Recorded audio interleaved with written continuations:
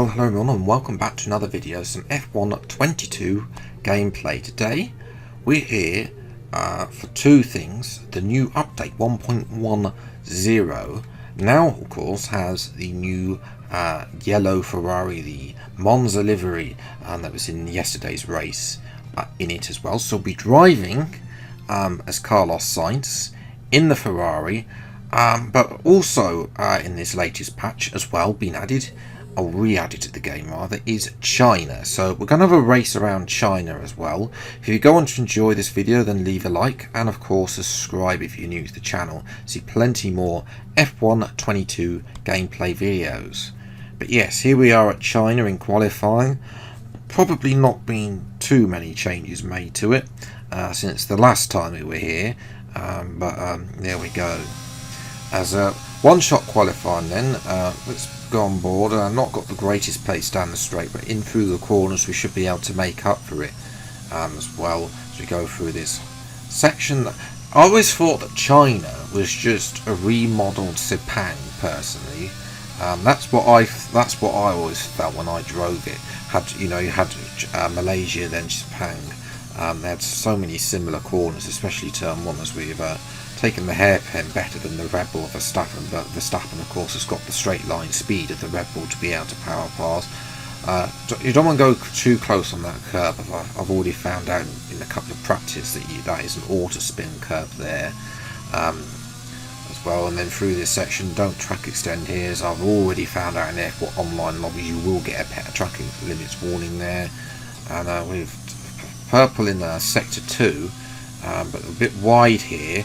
Not intending want to go wide, and that's going to allow Verstappen to open the gap, and I think probably Leclerc to go past well up to P2 as well, as we now open the DRS. Always, I don't understand why the DRS is always halfway down the straight.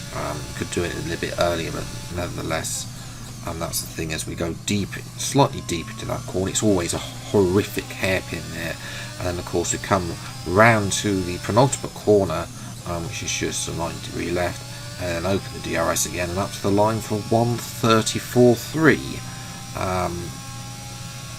which gives us P3 for Sainz, which is not too bad, and we'll probably look to improve during the race as well. As is Leclerc P2s, Perez P4, the two Mercedes 5th and 6th, not expecting to do so well on the back straight here with their lack of straight line speed as well. Tiffy, the man in last place, Nick de Vries, not available in the game. So time for race. Welcome along to race day then, at what we hope will be another thrilling Formula One Grand Prix.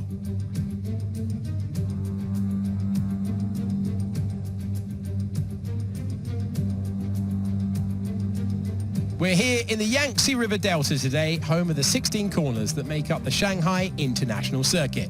54% of this 3.3 mile lap is taken at full throttle, and we'll be getting up to speeds of around 200 miles per hour with DRS assistance down the back straight before the cars break into the tight hairpin at turn 14. Let's run you through the driver grid order for today's exciting race. World champion Max Verstappen starts from pole position, with Charles Leclerc alongside.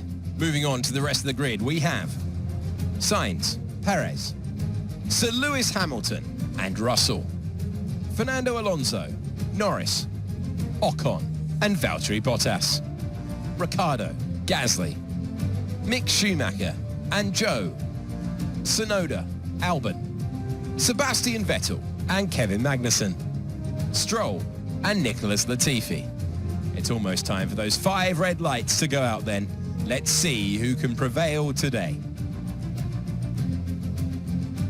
I'm delighted as always to introduce Anthony Davidson, who will be taking you through all the action alongside me today. Now, can I get your take on Max Verstappen? Well, it was a really impressive lap in qualifying to get pole position, but are they going to be able to hold on to the lead into the first corner with so many quick starters around them? One more thing to consider is the strategy element. How far can the drivers push these tyres, and who's going to blink first for fresh rubber?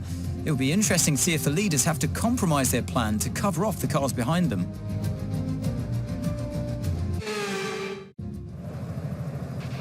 Okay, here we go. I know what you can do. Don't let me down. Thanks, Mark. Race strategy is going to be a one stop from soft to medium. The medium to soft is available.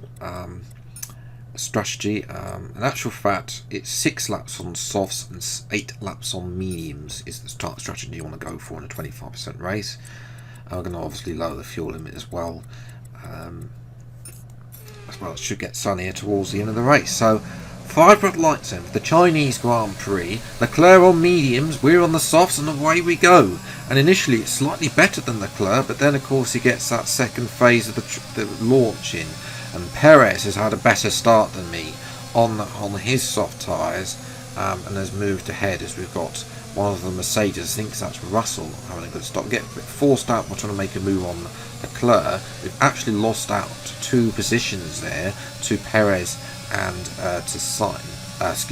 Russell, but we're going to dive Russell straight away at this hairpin corner down the inside. Huge dive bomb, but able to make the move, and it's a lovely little move.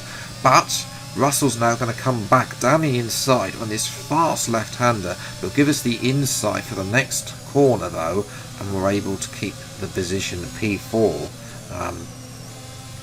As well as a replay. Fair racing between both myself and George Russell in the Mercedes car there. We go, as I say, right around the outside, then turns the inside of the next corner. The ultimate defence of that corner there. I'll leave the Brit runnable to Lando Norris through the back straight. So now having a look at our teammate, and we're just going to dive him at this point. Not too much he can do there on the medium tyres and up the inside and up to P3. He's on the Ferrari strategy, no doubt, but he's on hard tyres. And you see how much in just a couple of laps we've opened in our second and a half compared to Leclerc on his medium tyres. There's a yellow flag behind. We'll have a look at that in just a moment. But first of all, we've got Sergio Perez to dive down the inside. Initially decides not to give us the room, but then does give us the room. Fernando Alonso is the man who's out of the race. Here's a little bit of a replay of the hairpin. Did Perez really want to see how much room he decides to give us through the corner? Yeah, you see, he tried to turn in on us, and just like we weren't there still. As it's Fernando Alonso, an engine failure.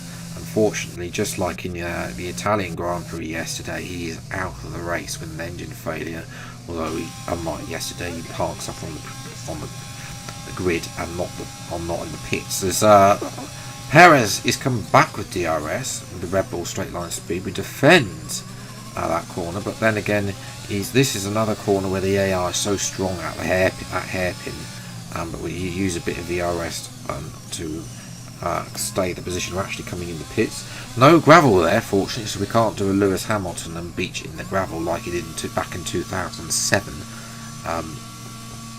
Well, so we are able to track extend a bit as the minions are ready to change our tyres. 2.4 second stops. That's a very good stop from Ferrari there. Head of Norris as well, and Hamilton, who both come into the pits, not held up. We did hold up Verstappen a little bit, but at the pace of Verstappen, he should be able to just gain that back anyway, to be honest, and it's only 0.2 of a second. It's not really anything we can work with there. As behind us, when Leclerc made his pit stop, there's bad news for Leclerc. Yes, he's on the hard tyres, but even worse for Leclerc. Russell sailed all round the outside, turns the inside of the next corner, and Russell is up to P4 as Daniel Ricciardo has a puncture. Very rare thing to see in the F1 game these days. And in real life, really, you don't really see that many punches in real life. McLaren's still with their old livery. By the way, I'm expecting a livery update at some point, probably when they get rid of the Ferrari Monza livery from the game. And that, ladies and gentlemen, was the race. Nothing else happened in that race, because China isn't a track for overtaking, despite that long back straight. Doesn't tend to promote overtaking. As well, because you can just charge the battery for that one straight and defend. So there weren't that too many overtakes, unfortunately. So yes, ourselves P2, Perez P3, Russell P4, Norris held on to P7 in the end, ahead of Hamilton, Schumacher P8, Bottas and Ocon ran out of the top 10. as well. So that's where I'm going to leave it today's video. If you have enjoyed, leave a like, subscribe channel, and you see plenty more F1 22 gameplay videos as when they come out. Until the next video then, I'll see you next time. Take care, thanks so much for watching, enjoy your day, and goodbye.